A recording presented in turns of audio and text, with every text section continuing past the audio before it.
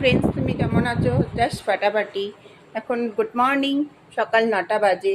আর এই চা খেয়ে উঠলাম, মা শুয়ে রয়েছে। ঠাকুর পুজো দেওয়া হয়নি, ঠাকুর পুজো দেবো। এই গরমে টিকতে পারছি না, ঘরে বীভৎস গরম। বীভৎস গরম ঘরে। ঘরেও মানে এটা মানে এত ঘাম ঝরছে, সে আর বলার মতো না। এত ঘাম ঝরছে, এত গরম। যাই হোক, আমাদের এখনও ব্রেকফাস্ট হয়নি। সকালে ব্রেকফাস্ট, দুপুরে রান্না শুরু হবে। এই রান্নাগুলো করে টোরে তারপরে দেখি কোথায় যে যাব, কি করব। গরমের মধ্যে কিছু ভালো লাগে না, ভালো লাগছে না।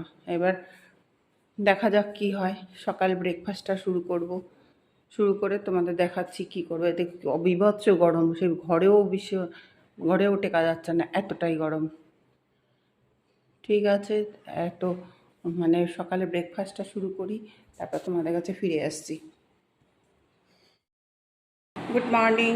আমাদের এখন সকালে ব্রেকফাস্ট ডিম ভাজা বরবটি কুমড়ো দিয়ে একটা ভাজা হয়েছে।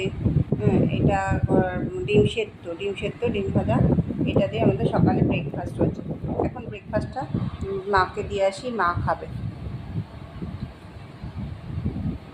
এই যে মা নাও, মা নাও। মা খালি শুয়ে থাকে গরমের মধ্যে। না, বিছনায় না, বিছনার মধ্যে। এখন চা খাবো, ওষুধ খাবে মা। এই ডিম সেদ্ধ ভেতরে। এখন এই খুব গরম পড়েছে, গরমের জন্য বা রান্নাঘরে যে রান্না করবো, যে দরদর করে ঘামছি। যাই হোক, এখন ওই সকালের দুপুরের রান্নাটা হবে। দুপুরে রান্না করে বাইরে বেরোতে পারছি না, বাইরে বেরোলেই দরদর করে ঘাম ঝরছে। মানে অস্বাভাবিক গরম। কবে যে বৃষ্টিটা আসবে জানি না। এখন এই খেয়ে দে মা তরকারিগুলো বাজার এসছে, অনেক কিছু বাজার এসছে। এই যে বাজার এসছে, তোমাদের বিকালে একটা রান্না করে দেখাবো। এখন খেয়ে নি, খিদে পেয়ে গেছে। সকালের ব্রেকফাস্টটা খেয়ে নি, খিদে পেয়ে গেছে। এইটা আমার, ওটা দাদা।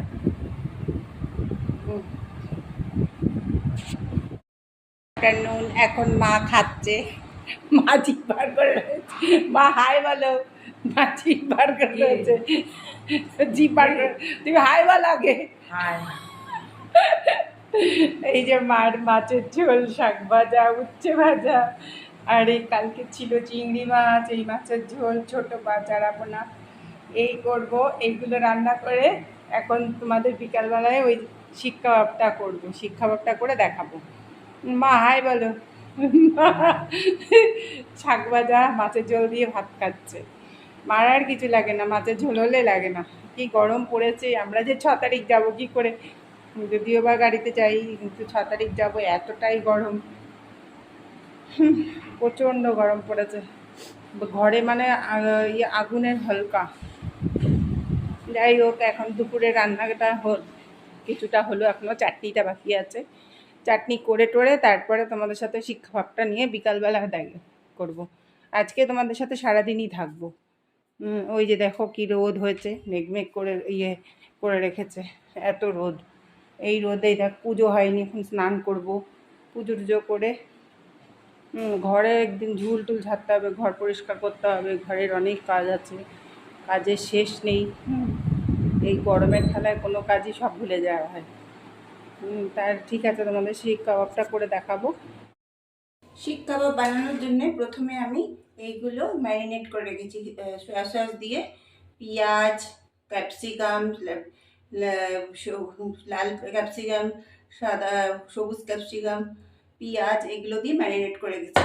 এখন আমি মাংসটা ম্যারিনেট করেছি। মাংসটা সয়া সস, তারপরে চিলি সস, টমেটো সস দিয়ে একটু এই যে ম্যারিনেট করে, লেবু দিয়ে ম্যারিনেট করেছি। এখন আমি শিক কাবাব করবো কীভাবে আপনারা দেখুন। প্রথমে শিকটাকে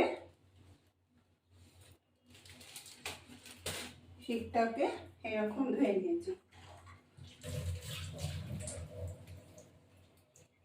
নিয়েছি,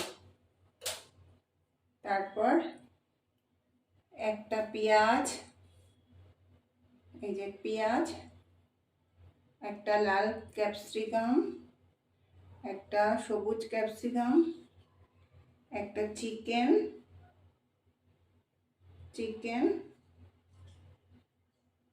আবার এটা এবার এটা এইরকম এরকম এরকম। এবার চিকেন চিকেন তারপরে আবার এইরকম 3টে লেয়ার হবে, 3টে লেয়ার হবে। দেখা এরকম, তাহলে ভালো লাগবে। সয়া সসের মধ্যে লবণ আছে, তার জন্য আমি লবণটা ইউজ করে, যা লাগবে একটু ছিটিয়ে নিলে হয়ে যাবে। এই যে এই হলো আমার শিক কাবাব। আর একটা করে নেবো এরকম, কোথায় রাখি,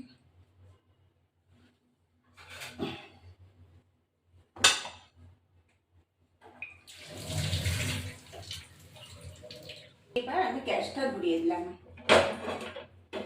গ্যাসটা ধরিয়ে দিলাম, ধরিয়ে দিয়ে এই আমার চিকেনের এই শিক কাবাব রেডি। এরকম করে তেলের মধ্যে এই যে তেলের এটা ব্রাশ করতে হবে,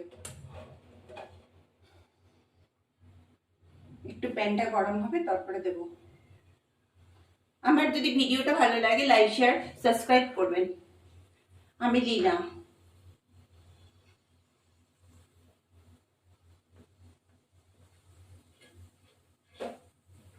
এবার এটার মধ্যে তেল আছে, তেলটা অয়েলটা ব্রাশ করতে হবে, অয়েল ব্রাশ করে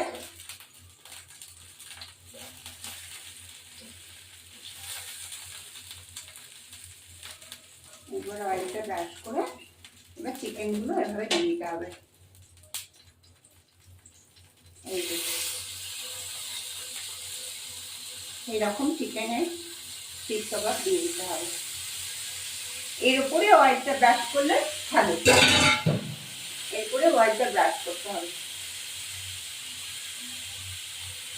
কেউ চাইলে বাটার দিতে পারো, কেউ চাইলে মানে সাদা অয়েলটা দিতে পারো, যে যেরকম চায়। পনির দিয়ে করে একদিন আপনাদের দেখাবো।